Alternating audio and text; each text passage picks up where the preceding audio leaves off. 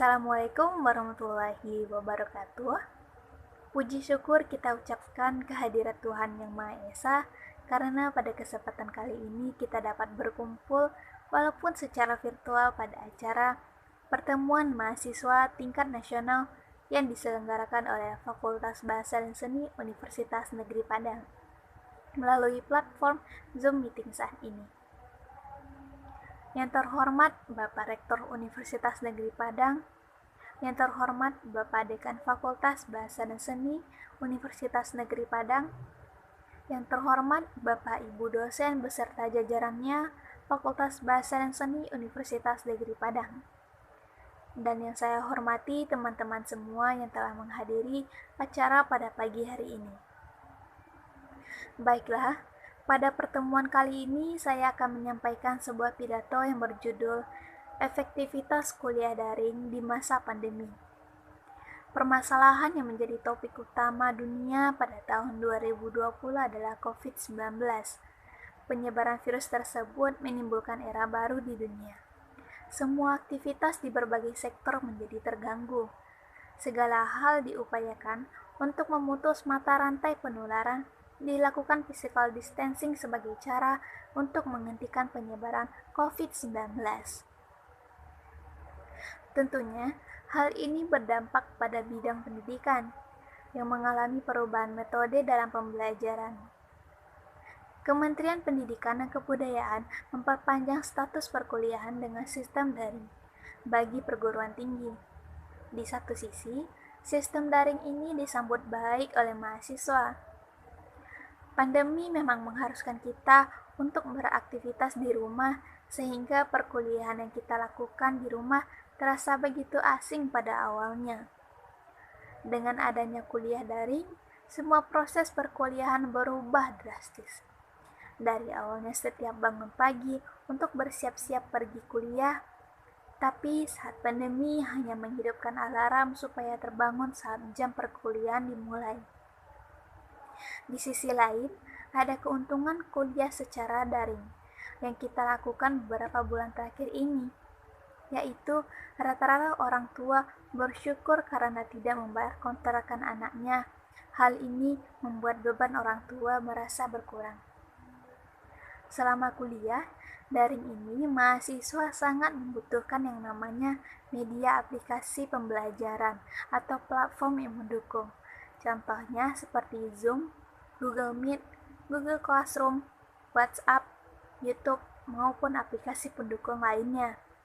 Kuliah daring ini memberikan manfaat yang bagus bagi mahasiswa, karena membuat mahasiswa mengedepankan inisiatif dan independensi serta meningkatkan kualitas belajarnya.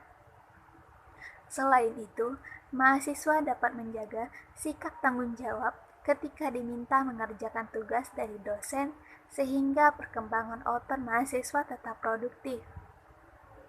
Selain memberikan manfaat, tentu saja juga ada hambatan-hambatan saat pembelajaran daring. Faktanya, masih ada mahasiswa yang bingung menggunakan teknologi dalam proses pembelajaran. Bahkan, ada beberapa dosen yang merasa sulit untuk menggunakan metode baru ini dalam menyampaikan materi. Rasanya intensitas interaksi antar dosen dan mahasiswa menjadi menurun dari biasanya. Dosen juga kesulitan melihat tingkat pemahaman mahasiswa saat proses pembelajaran berlangsung. Ditambah lagi, dengan kendala jaringan dan pengeluaran paket internet yang lebih banyak dari biasanya, membuat perkuliahan daring menjadi semakin sulit untuk dilakukan, namun harus tetap dijalankan. Selain itu, pada masa pandemi ini, hubungan sosial harus dilaksanakan secara tidak langsung. Dapat dilihat, interaksi yang ada baik antar mahasiswa dengan mahasiswa lain maupun dengan dosennya menjadi tidak opsional karena hanya terbatas pada hubungan secara virtual dan tidak dapat berinteraksi di kehidupan nyata. Perpindahan sistem pembelajaran konvensional ke sistem daring sangatlah mendadak tanpa persiapan yang matang. Tetapi semua ini harus tetap dilaksanakan agar proses pembelajaran dapat berjalan lancar dan mahasiswa menjadi aktif walaupun dalam kondisi pandemi sekarang ini.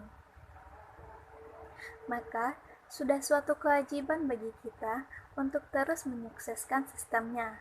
Bahkan, dalam keadaan terbatas, kegiatan pembelajaran harus tetap dilaksanakan.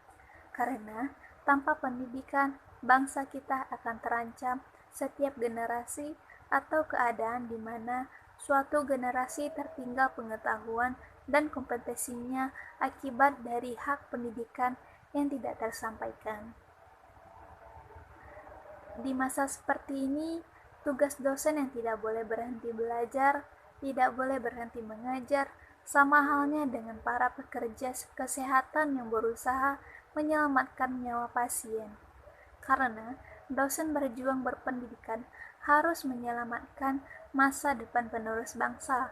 Begitu pula dengan mahasiswa, harus berpartisipasi penuh dalam melaksanakan kegiatan daring dan tetap mengikuti protokol kesehatan agar pendidikan dan kesehatan dapat terjaga sejalan dengan manfaat yang lainnya. Kesimpulan yang dapat diambil adalah, di tengah pandemi yang melanda dunia, kita harus bisa beradaptasi dengan era baru. Dalam aspek pendidikan, pembelajaran diselenggarakan secara daring agar kegiatan pembelajaran tetap bisa dilakukan meski jarak jauh memisahkan. Masalah utama kuliah daring ditemukan pada kurangnya penguasaan teknologi, jaringan yang tidak stabil, pengeluaran biaya yang lebih besar, dan timbulnya masalah psikologi seperti stres. Penting untuk kita tanamkan rasa semangat, rasa percaya diri, motivasi diri, dan sikap pantang menyerah pada mahasiswa dalam menghadapi permasalahan. Belajar beradaptasi dalam penggunaan teknologi dan mengupayakan untuk memahami materi yang disampaikan oleh dosen adalah tugas mahasiswa. Baiklah, sekian dari pidato saya pada pagi hari ini. Banyak maaf dan terima kasih. Semoga apa yang saya sampaikan ini bermanfaat untuk kita semua. Wassalamualaikum warahmatullahi wabarakatuh.